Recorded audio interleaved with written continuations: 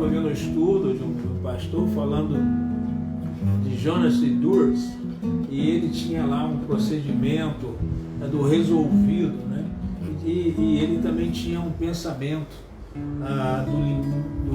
do limite da vida, né? Essa vida rápida que nós temos aqui, ao momento triste da morte e a eternidade, que é para todo sempre. Então, na realidade, quando a palavra de Deus diz que hoje nós somos filhos de Deus e não sabemos nem o que seremos, né? É porque Deus tem muito mais para nós ainda. Deus para você hoje, Ele vai providenciar coisas, vai te dar cura, vai te dar saúde, porque Deus tem um plano, não é? E o Edwards, ele era altamente positivo nessa coisa do plano de Deus, né? Como ele, muitos, e hoje também, muitos sabem que Deus tem um plano para cada criatura, um plano que está resolvido, né? Está escrito por Ele. O problema todo é que às vezes as criaturas querem escrever um outro plano, aí é que dá problema, há conflito. Mas o próprio livro de Jeremias 29:11 diz: só eu conheço os planos que eu tenho para vós, diz Yahvé, planos que vos prosperarão, planos que vos trarão, que não causarão nem dor nem prejuízo, planos que vos trarão esperança e dias melhores. Então, se nós estamos no plano de Deus, no propósito de Deus, as coisas vão acontecendo. A coisa também é que Deus respeita o livre-arbítrio, né? Então, às vezes, nós escolhemos um outro plano, achamos que vai ser melhor, achamos que o plano de Deus na nossa vida não está trazendo certas soluções, e aí nós perdemos uma coisa esplêndida, que é a bênção do Senhor. Entramos na vontade permissiva, saímos da vontade perfeita e perdemos a bênção do Senhor, que enriquece e não acrescenta dores. Por isso é que nós falamos sempre: este é o dia que o Senhor tem feito, este é o dia. Alegremos e regozijemos dele, como diz o Salmo 118, versículo 24. Alegremos e regozijemos dele, porque o dia que o Senhor tem feito não tem fracasso, o dia que o Senhor tem feito não tem derrota. Às vezes a derrota vem por causa das nossas decisões, mas se nós tomarmos uma decisão debaixo da decisão de Deus, se nós colocamos o nosso plano debaixo do plano de Deus, então nós vamos entrar na boa, perfeita vontade de Deus, como diz o livro de Romanos, capítulo 12. E Deus tem essa bênção para você nessa noite, apenas creia, amém? Vamos cantar mais um hino aí com o Daniel. E você louve, tá o José aqui também, tocando esse instrumento, Marrom, e a pastora Valéria cantando, seu sopranismo, louvando a Deus nessa noite. Hoje é tempo de louvar a Deus, louvar a Deus, em nós agora habita o seu Espírito. Então é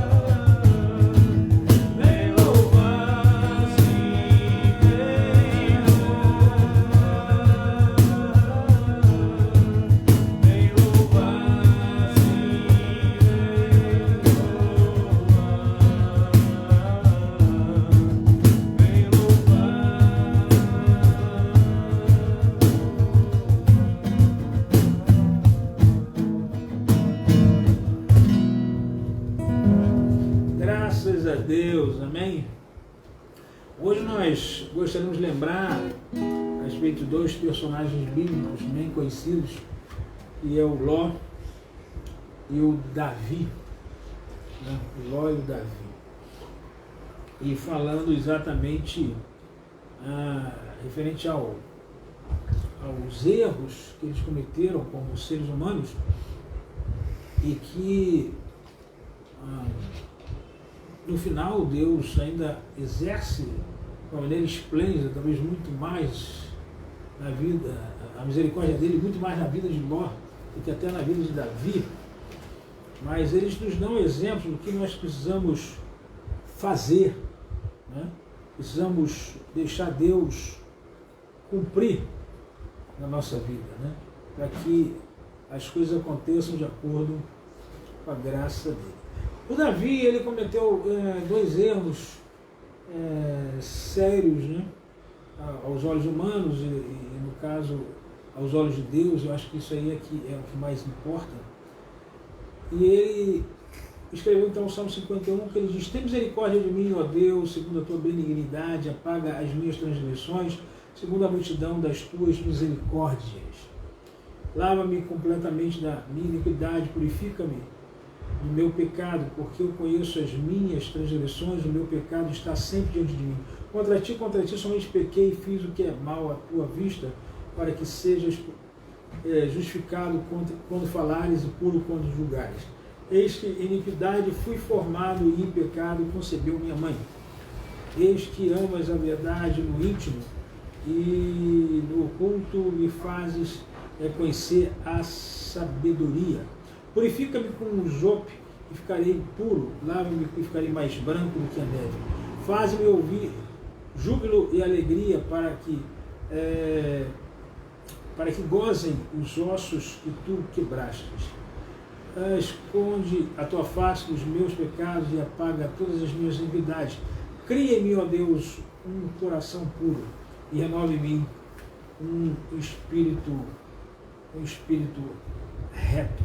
Aí depois tem mais alguns versículos que nós podemos ler depois, que nós queremos ficar presos aqui, são no versículo 5 e no versículo 10. Davi, ele era um homem que nasceu de uma maneira bem especial dentro da história judaica, e essa maneira de ele ter nascido trouxe um certo desprezo do seu pai, o Jessé, mas ele foi um homem escolhido por Deus para ser rei no lugar de Saul.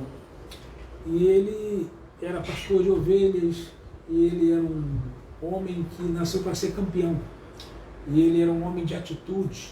Quando ele era pastor de ovelhas, ele enfrentou um leão, enfrentou um urso, protegendo as ovelhas do seu pai, né?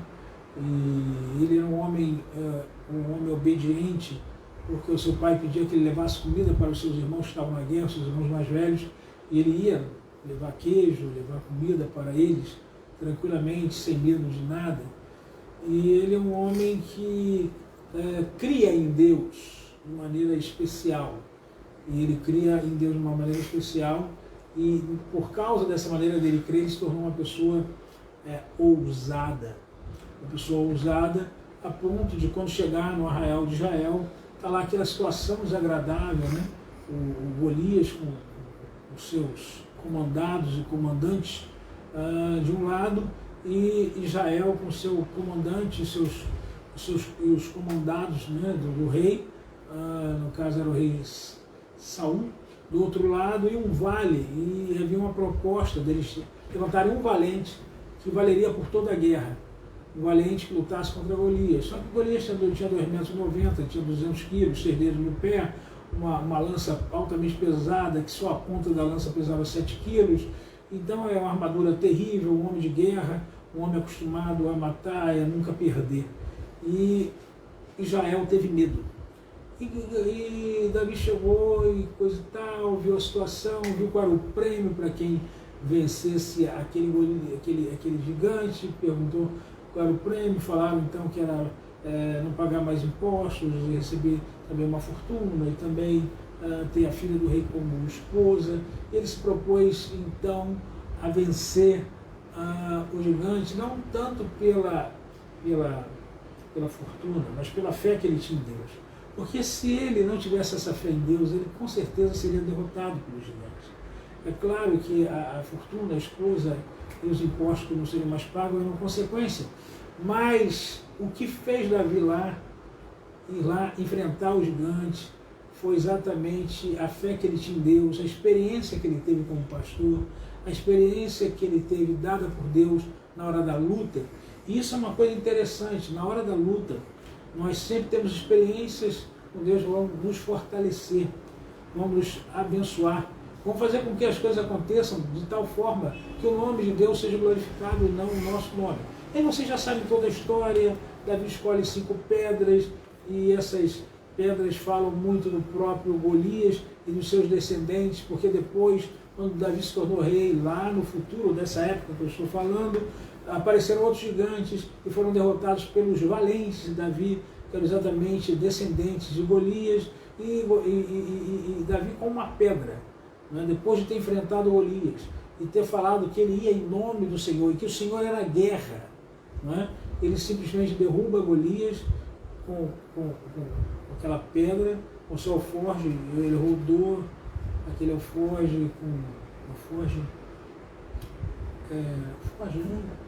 funda, era uma funda, a alforje era que ele usava como pastor para botar uma outra coisa, mas a funda, e aquela funda fez com que a pedra fosse na cabeça de Golias, e aquela funda estava com a bênção de Deus por causa da ousadia de Davi, e os inimigos de Israel foram vencidos, e Davi foi reconhecido, Davi foi louvado, depois se tornou rei. E quando ele era rei, ele já tinha vencido várias guerras, ele resolveu não ir à guerra. E quando ele resolve não ir à guerra, é exatamente quando ele comete o processo de 2 pecados.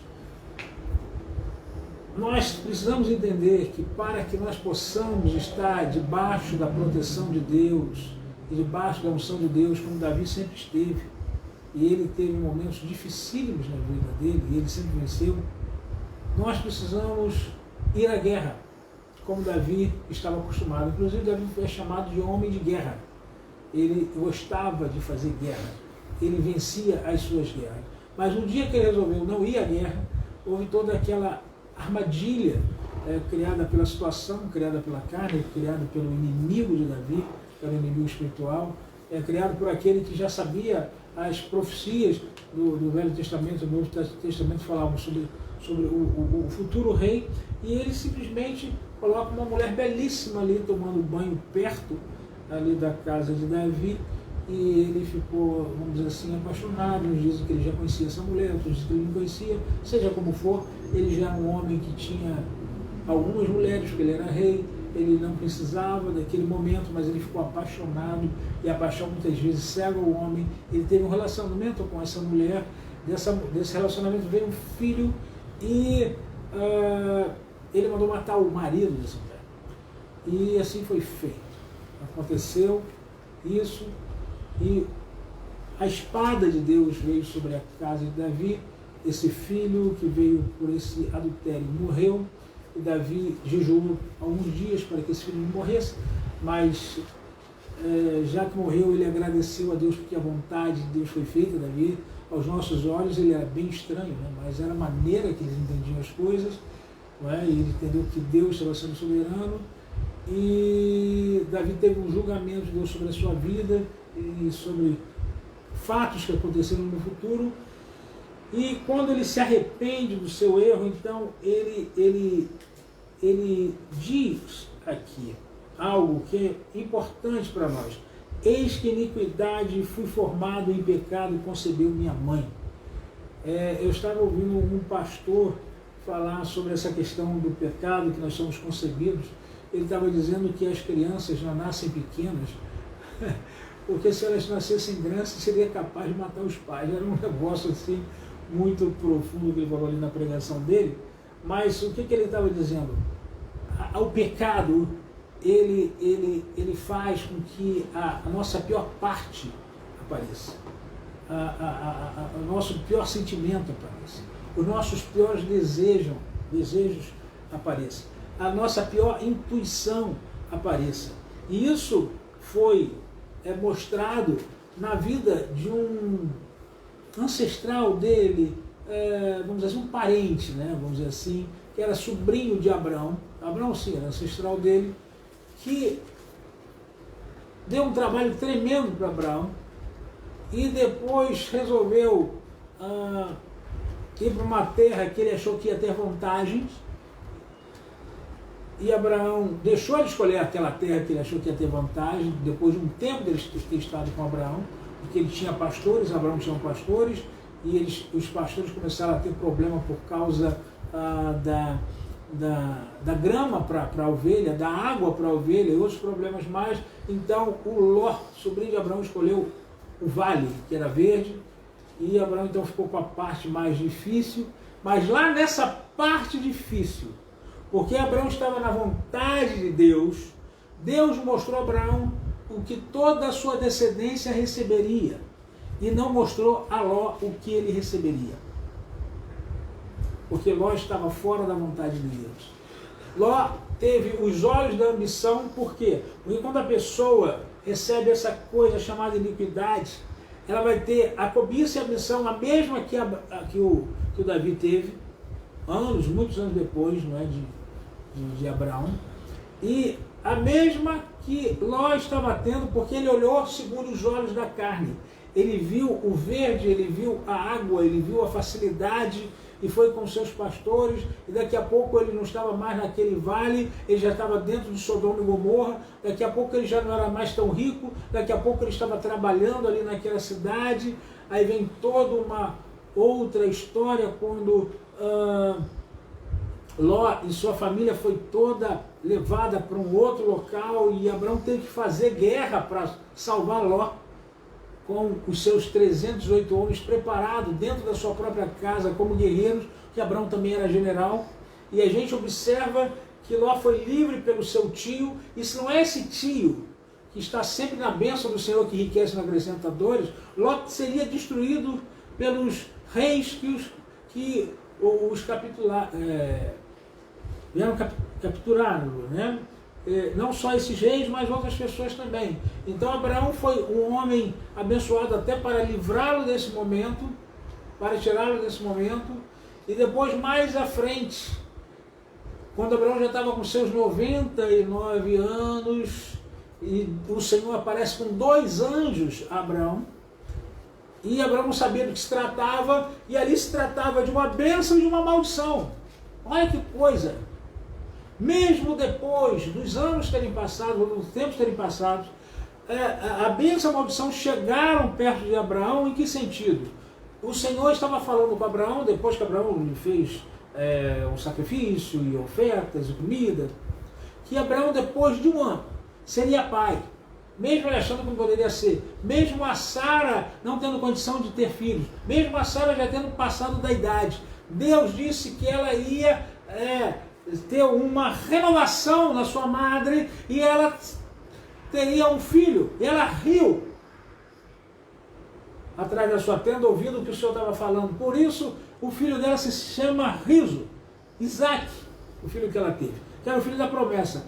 E Ló, que estava lá em Sodoma e Gomorra, estava recebendo 2 anjos na casa dele para ser livre da situação de Sodoma e Gomorra. Porque quando Abraão entendeu que os 2 anjos não estavam trazendo bênçãos, mas estavam trazendo maldição por causa do pecado de Sodoma e Gomorra, porque o pecado ele é assim, ele vem, ele vai te atrapalhando, aí você vai pedindo perdão a Deus, você não pede perdão a Deus, vai pedindo misericórdia, e Deus vai te curando, você tem que falar com Deus.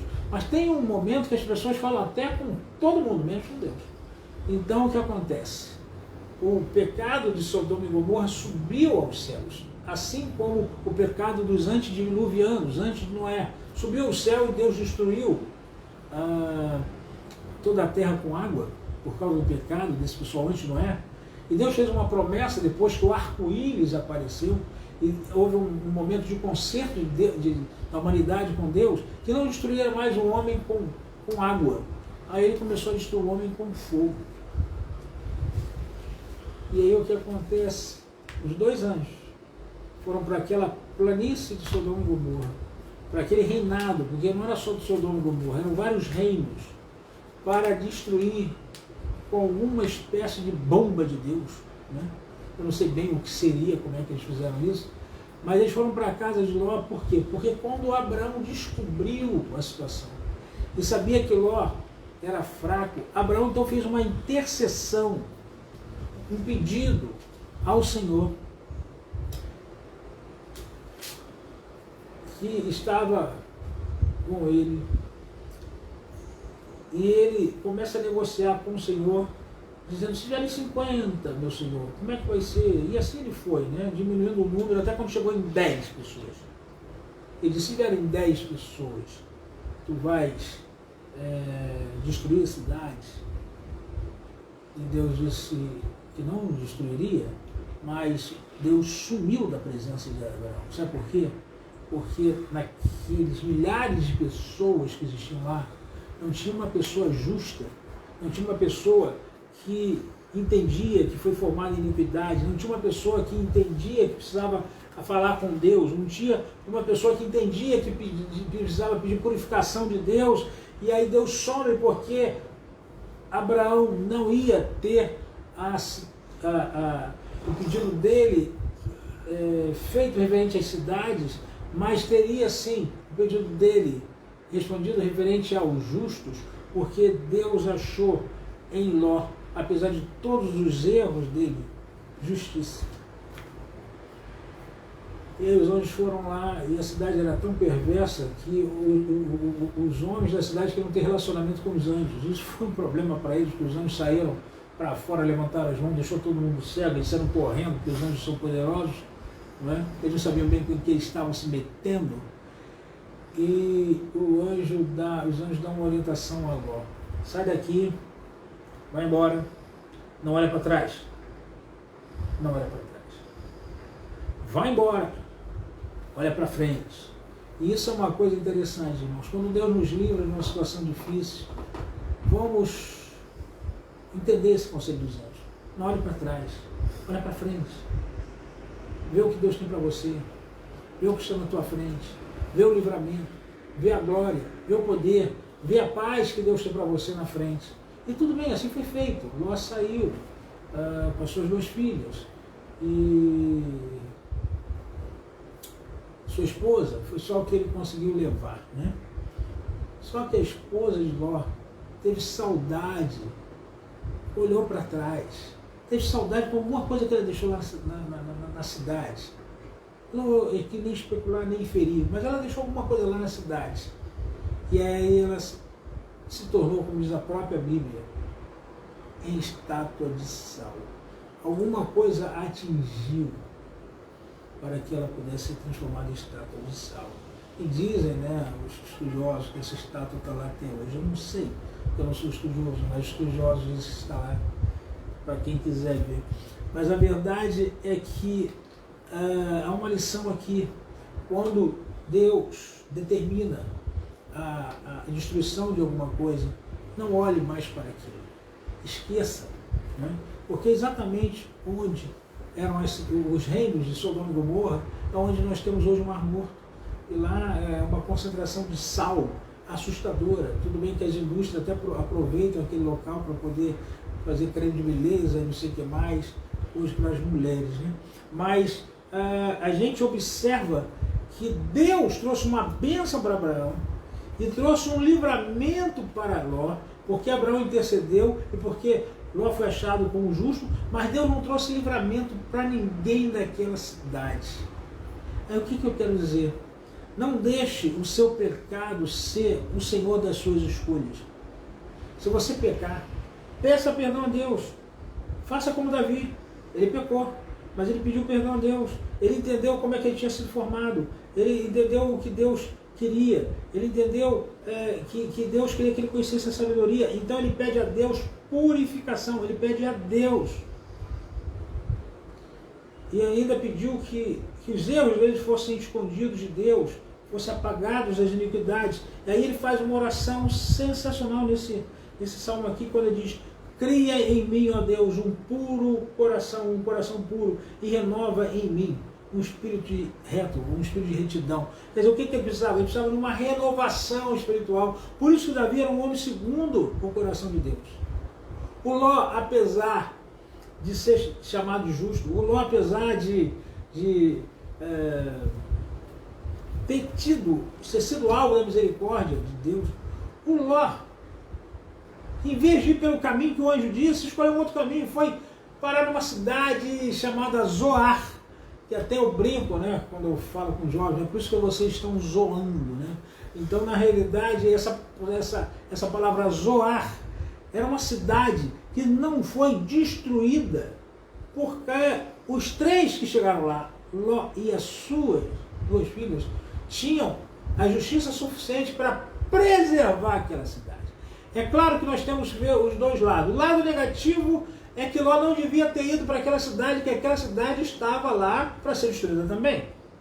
Agora, o lado positivo é que mostra-nos que, apesar da nossa fraqueza, apesar dos nossos erros, se nós temos a justiça de Deus, mesmo que não esteja brilhando como deve brilhar na nossa vida por causa das nossas escolhas, Deus vai preservar muitas vezes a nossa família, vai preservar muitas coisas que a gente tem, e até as pessoas que estão ao nosso redor por causa da justiça dele que vai através de nós.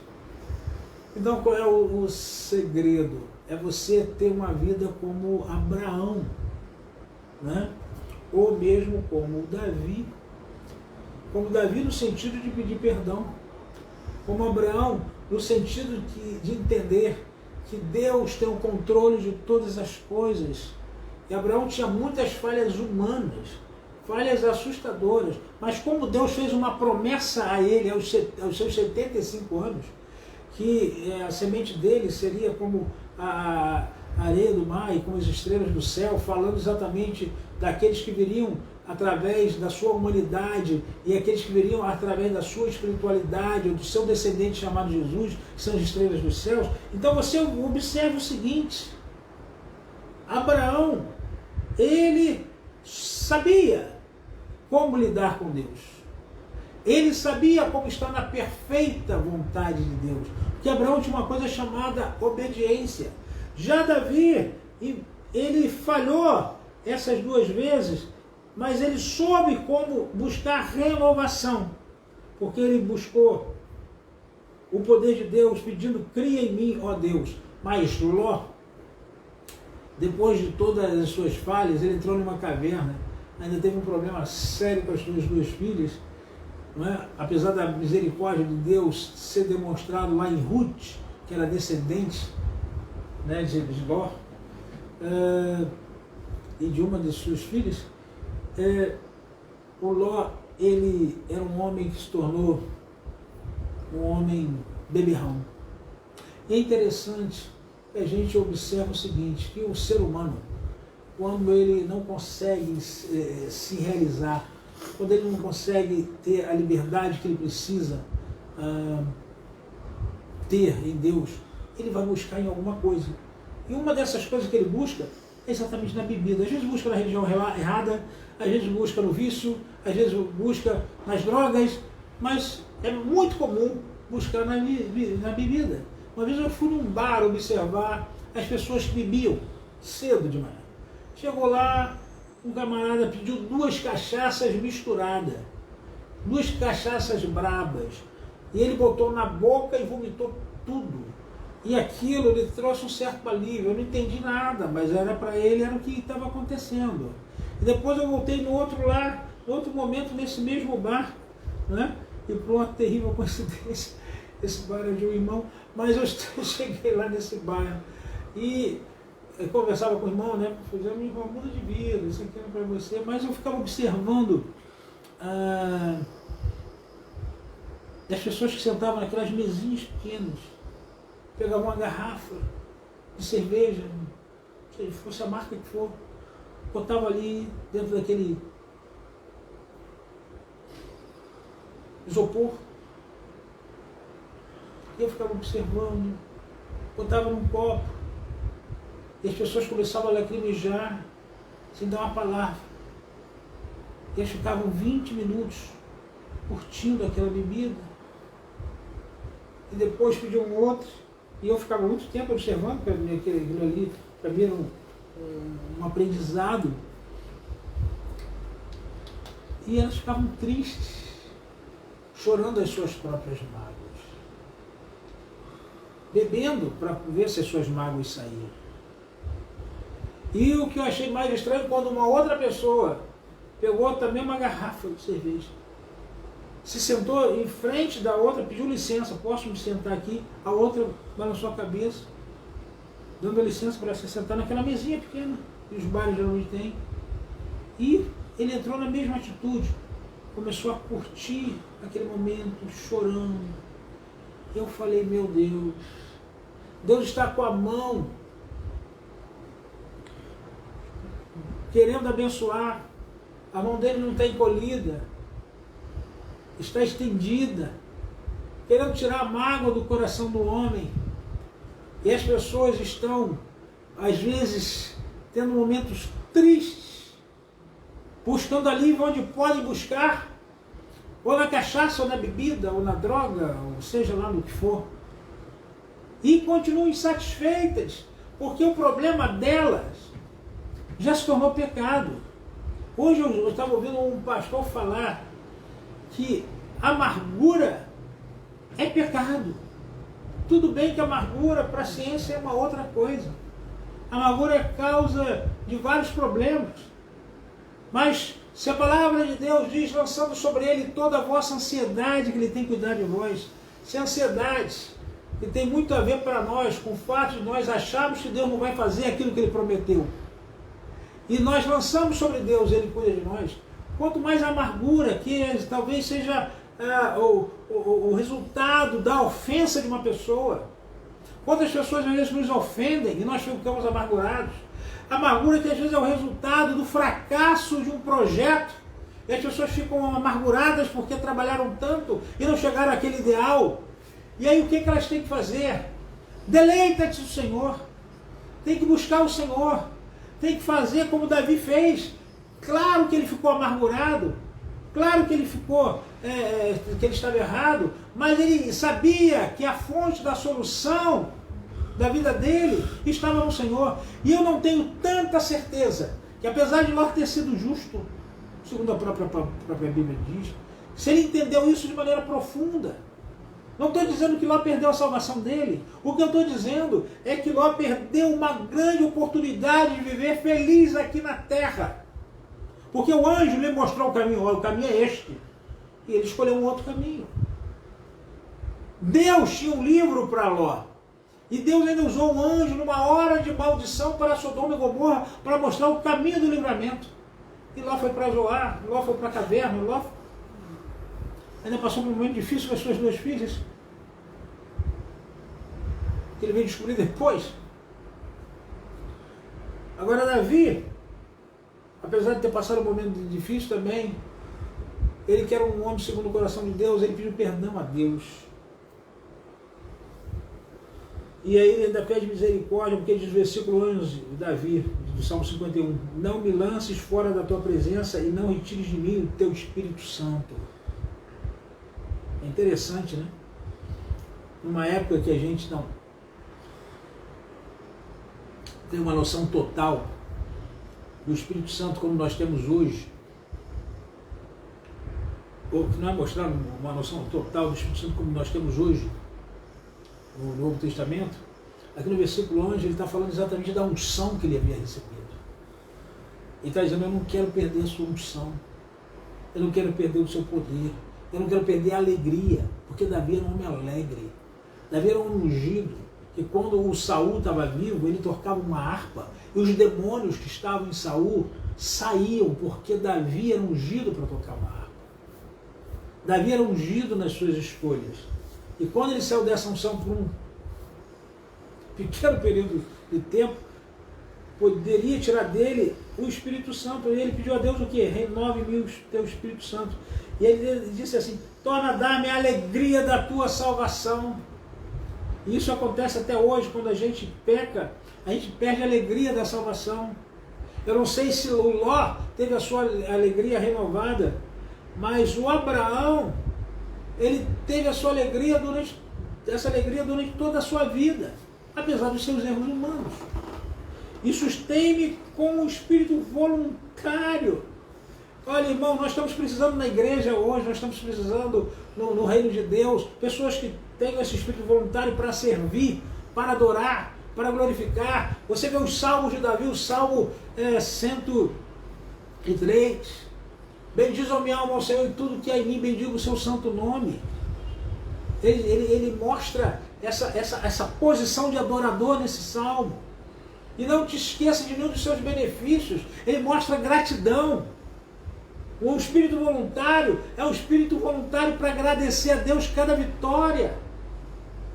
E hoje a minha família está aqui em gratidão pela vida do Daniel, pelo grande livramento que Deus deu a ele semana passada, creio. E avisou ainda. Não é? Então a grande realidade que nós precisamos entender é que nós temos que ter um espírito voluntário para agradecer por todas as suas bênçãos. E aí ele diz, se eu receber isso de ti, Pai, o fato de tu não tirares de mim o teu espírito, o fato de tu dar-me a tua alegria, o fato de tu suster o espírito de forma voluntária, então ensinarei aos transgressores os teus caminhos, porque já que ele teve a experiência com Deus, agora ele pode dizer que Deus pode fazer a mesma coisa pelos outros. E por que a gente prega? Porque nós somos pecadores também, nós já erramos muitas vezes, mas Deus sempre veio, estendeu a sua mão, tem misericórdia de nós. E os pecadores a ti se converterão. Livra-me dos crimes de sangue, ó Deus. Ele estava falando de quem? Do seu amigo general. Ele não estava falando da guerra, ele estava falando dos seus amigos general. Porque na guerra tem muito sangue derramado, mas segundo a própria lei da guerra, é defesa. É guerra. É defesa do país, é defesa da pessoa. E a Bíblia tem uma regra para isso. Vai estar falando exatamente a covardia que ele fez com o seu amigo general. E diz a palavra, Deus a minha salvação, e a minha língua louvará altamente a tua justiça. Abre-se os meus lábios, e a minha boca entoará o teu louvor. Pois não desejas sacrifícios, senão eu os daria. Tu não te deleitas em holocaustos. Os sacrifícios para Deus são espírito quebrantado, um coração quebrantado e contrito. Não desprezarás, ó Deus. Faze o bem a Sião, segundo a tua vontade, tua boa vontade. Edifica os muros de Jerusalém. Então te agradarás dos sacrifícios de justiça. Às vezes a pessoa quer fazer um sacrifício, eu creio que é o que Davi está querendo passar aqui, mas ela mesma não é um sacrifício vivo de louvor para Deus. Às vezes eu pego a minha carteira na igreja, tiro um dinheiro aqui, a carteira, dou de oferta, ainda começo a achar que sou o máximo. Hoje eu dei R$50 de oferta para a igreja, uma oferta alta. Em primeiro lugar, Deus não precisa ter o dinheiro. Em segundo lugar, não existe oferta alta que possa ser dada para Deus, porque você não tem como pagar o sacrifício de Cristo na cruz do Calvário pela tua vida. Então, seja, por isso é que para Deus ele vê o coração. E Jesus, quando estava no templo, ele viu, no cenáculo, ele viu lá do templo, ele viu várias pessoas dando ofertas, pessoas riquíssimas, ofertas altas. Mas uma mulher trouxe apenas uma moeda. E Jesus disse, essa deu a melhor oferta, porque ela deu tudo. Se você quer dar uma oferta que Deus considera alta, então dê tudo que você tem para Deus. Aí Deus vai considerar. Mas dê o que Deus está pedindo, né? Para que você também possa ter qualidade de vida. Então, ele diz assim, então, se eu faço isso, se eu tenho a minha vida purificada diante de ti, se eu peço perdão a ti, e se eu abençoo o outro, não é? E tu faz bem a Sião, edifica os muros de Jerusalém, e nós somos como muros, né? Deus edifica a nossa vida, Então você vai se agradar de qualquer sacrifício que eu possa fazer nesse lugar, ou qualquer sacrifício que eu possa fazer através da minha vida. Os holocaustos, das ofertas queimadas, então se oferecerão novilhos sobre o teu altar, porque eu estou bem contigo. Meus amados irmãos, às vezes nós acusamos as outras pessoas, o pecado do outro, e esquecemos que nós vamos dar conta dos nossos próprios pecados a Deus. Não acuse ninguém. O irmão pecou, ora por ele, abençoa ele, deixa ele acertar a vida dele. Agora o que você faz? Você acerta a tua vida. Davi disse, somente contra ti, somente pequei.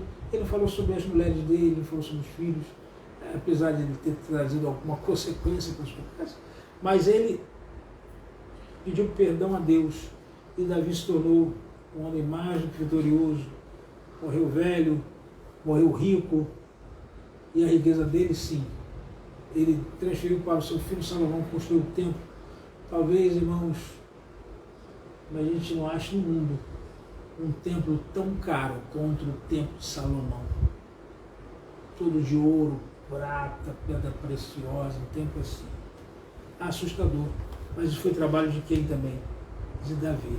Então, nessa noite, entenda isso. Você pode ser um justo, de acordo com o Ló, que sempre estava capengando. Você pode ser um justo, de acordo com Davi, que era um vitorioso, que cometeu o pecado, pediu perdão a Deus e acertou a vida dele. Ou você pode ser um justo como Abraão, que era humanamente falho, mas que ouvia a voz de Deus. E que era altamente humano, altamente preocupado com a sua família, mas até nesse momento ele ouvia a voz de Deus. E você pode lembrar aquele evento quando Ismael e Agar estavam implicando com o menino Isaac, e Sara não gostou. Sara era a senhora, porque naquele tempo tinha o senhor, tinha a senhora, os empregados, os escravos, e Abraão tinha vamos dizer assim, uma pequena cidade debaixo do seu domínio. E Abraão tinha esse filho que veio através da sua concubina, por pressa de Sara, e aí ele gostava do garoto. E a Sara chegou para ele e disse assim, manda essa mulher embora, e o garoto também. Abraão, eu vou mandar ninguém embora, ele é meu filho, vamos mandar embora. Aí Deus falou com ele, olha, manda embora, porque a Sara está certa. E aí você vê que Deus protegeu o Agar, protegeu o Ismael, Deus protegeu Isaac, e quando Abraão morreu aos 145 anos, Ismael estava lá no enterro do seu pai, e Isaac também. E quando Sara morreu, aproximadamente aos 135 anos de Abraão, por aí, Abraão casou de novo. É engraçado, né? Aos 99 ele não podia ter filho, porque se achava incapaz. Aos 135 ele casou de novo. E teve filhos e filhas. E aquela promessa que Deus fez a Abraão aos 75 anos, que os filhos dele seriam abençoados, ela perdura hoje. Todos os descendentes de Abraão são abençoados. Agora, Isaac é o filho da promessa. É uma bênção maior. E a gente observa o seguinte, que através desse filho da promessa veio Cristo, que é o descendente, dentro da nossa maneira de entender descendência, de Isaac e de Abraão. Isaac é um tipo de Cristo, né? E Isaac só prosperava. E a gente observa o seguinte, que em Cristo, eu e você, temos todas as bênçãos de Abraão. Então fique na paz de Deus nessa noite e saiba que a porta que Deus abre, ninguém fecha. Mas a porta que Deus fecha, ninguém abre. Então você entra na bênção do Senhor que enriquece, a bênção do Senhor que fortalece, e deixa Deus ser Deus nessa noite, amém? Deixa Deus te fortalecer, deixa Deus te abençoar.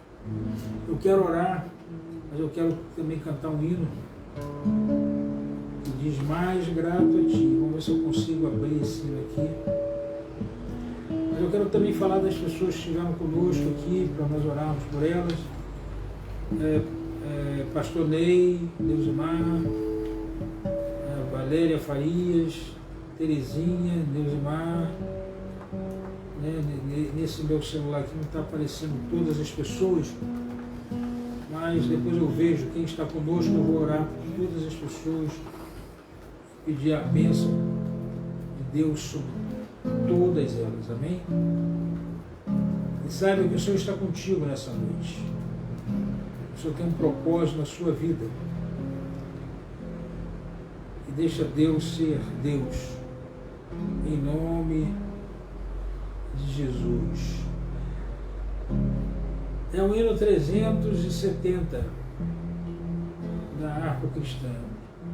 370 da harpa cristã. Vamos ver se eu consigo abrir esse hino aqui para vocês, para nós cantarmos. Harpa cristã 370.